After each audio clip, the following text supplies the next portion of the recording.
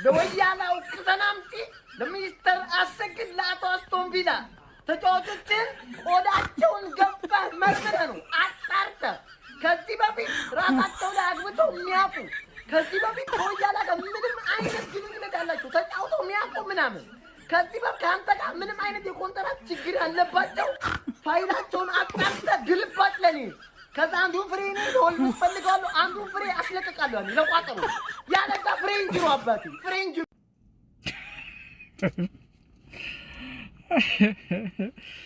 አይ እግር ኳስ አካባቢ እግር ኳስ ሰፈር በጣም ከሚያዝናኑኝና ደስ ከሚሉኝ እንትኖች ቀልደኞች መካከል ወይም ደግሞ ቋጣሪዎች በቀልድ መንገድ እየቀለዱ የሚቋጥሩ በአርሰናል ላይ የሚቋጥሩ ማለት ነው። ይሄ አቡዬ የሚባል ልጅ በጣም ነው የሚመቸኝና ያው በቀልድ መንገድ በአሽሙር መንገድ እሱ አሁን ካስተላለፈው መልእክት አርሰናል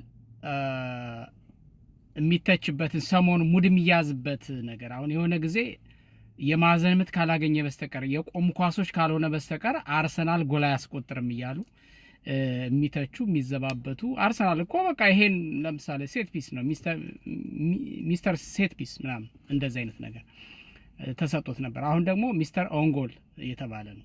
ባለፉት እንዲያውም ባለፉት 6 ነው ምናምን 5 ጨዋታዎች አካባቢ አርሰናል ፔናልቲ ባያገኝና ኦንጎል ባይቆጠርለት ኖሮ ማሸነፍ አይችልም ነበር። ይሄ ድክመት ነው ብለው ያነሳሉና እንደው በልጁ ቀልድ ፈታ ካልን አይቀር ይችንን ማስተካከል ትንሽ እናወራ። የመጀመሪያው ነገር ፔናልቲ እንዴት ይገኛል ብለን መጠየቅ አለብን። ፔናልቲ እንዴት ነው የሚገኘው? ፔናልቲ እንዴት ነው የሚገኘው? የማዕዘን ኳሶች እንዴት ነው የሚገኙ? ቅጣት ምት እድል እንዴት ይፈጠራል ብለን ከጠየቅን በተጋጣሚ ጫና አለቀ። አርሰናል ተጭኖ ከተጫወተ ከራሱ ሜዳ ወጥቶ በተቃራኒ ሜዳ ላይ ተቆጣጥሮ ኳስን ተጭኖ ከተጫወተ ለማግባት በሚያደርገው ተደጋጋሚ ጥረት የበረኛና የተጋጣሚ ማለት ነው የተጋጣሚ በረኛና የተጋጣሚ የተከላካይ ክፍል ጥንካሬ በጣም ሃርድና ታይት ሲሆን በዛ መሃል ላይ ነው እንግዲህ ቅጣት ምቶች የሚገኙት።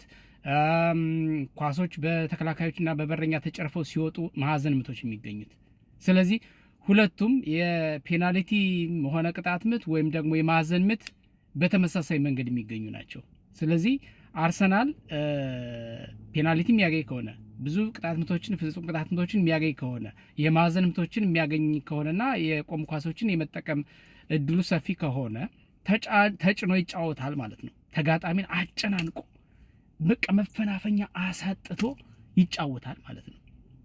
ግን በጨዋታ በኦፕን ፕሌይ ለምን ጎል አላስቆጠረም ከተባለ ተጋጣሚው የተለየ ስልት ነድፎ ይመጣል ማለት ነው። የአርሰናልን አጥቂ ክፍል ለመቆጣጠርና ለማቆም እንዲሁም ለጎል ለማስተናገድ ማለት ነውና ስለዚህ ዞሮ በዚህም ተባለ በዛ በፔናልቲም ተገኘ በቆመ ኳስም ተገኘ ከማዕዘን የተመታም ሆኖ ከማዕዘን የተመታም በቅጣትም የተመታም ያ የቆመ ኳስ ነው የሚባለው። ስለዚህ እነዚህ የቆሙ ኳሶች ወደ ጎልነት መቀየራቸው ላይ ነው ቁም ነገሩ እንጂ በዚህ መንገድ ነው የገባው በዛ መንገድ ነው የገባው የሚለው ነገር ምንም ውሃ የማያነሳ አይነት ትችት ወይም ደግሞ ሰዎች የሆነን ክለብ ጥንካሬ ወይም ደግሞ አሸናፊነት መቀበል ሲተናነቃቸው የሚጠቀሙት ቋንቋ ማለት ነው።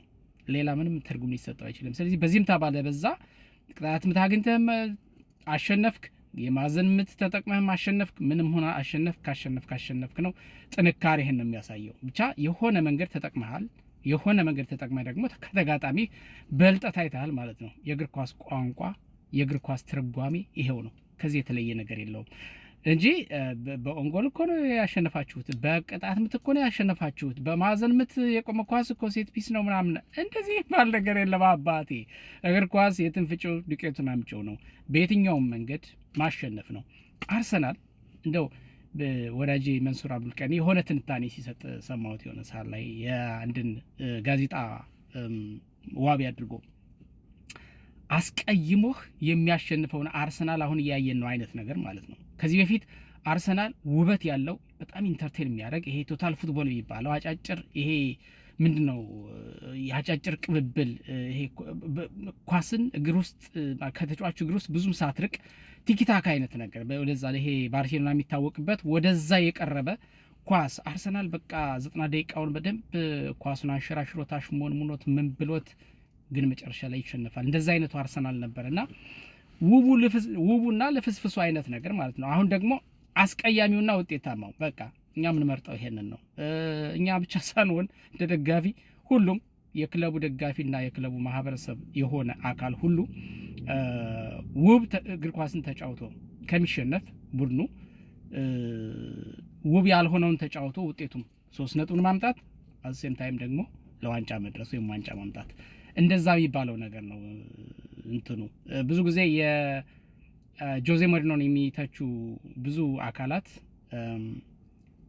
አስቀያሚውን የእግር ኳስ ፍልስፍና በአውሮፓ ለማስፈን ወይም ደግሞ ለሌሎች ይሄንን አይነት ስልት እንዲጋሩ ጥረት ያደረገ ወይም ደግሞ ያስቻለ ወይም ደግሞ እንደዛ አይነት ባህል ያለመደ እግር ኳስን የገደለ ይሉታል ብዙዎቹ።